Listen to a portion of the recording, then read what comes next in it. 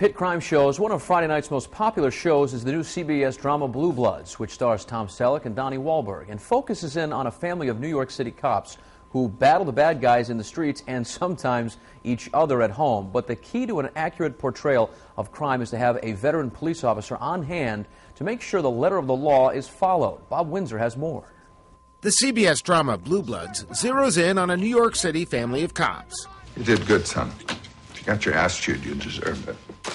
Thanks, Dad. Being one of New York's finest is no place for amateurs. And that's where the show's technical advisor, 24-year NYPD veteran Jim Nucifero, comes in. My expertise comes in, it pretty much runs the gamut on the show. I'll work with writers while they're developing scripts.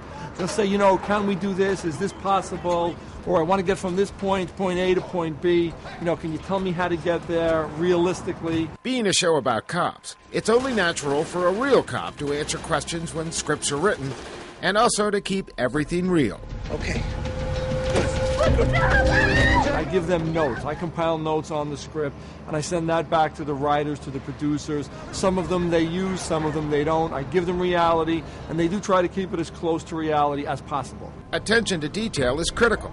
There's the proper way to toss around a police nightstick. No. You got to go back the other way. I got it. Looks very easy to do, not very hard to do, but takes a little bit of technique. And a few black and blues. And there's the right way to handle a gun. All the actors often ask, when do I take out my gun? You know, they'll be doing a scene, walking up to a door, and they'll say, you know, do I take it out now? Should I wait till we go in? NYPD, free! So I try to teach them the NYPD standards.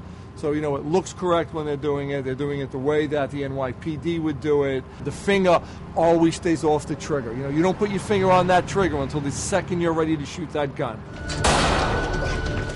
But there's always one question that comes up each week.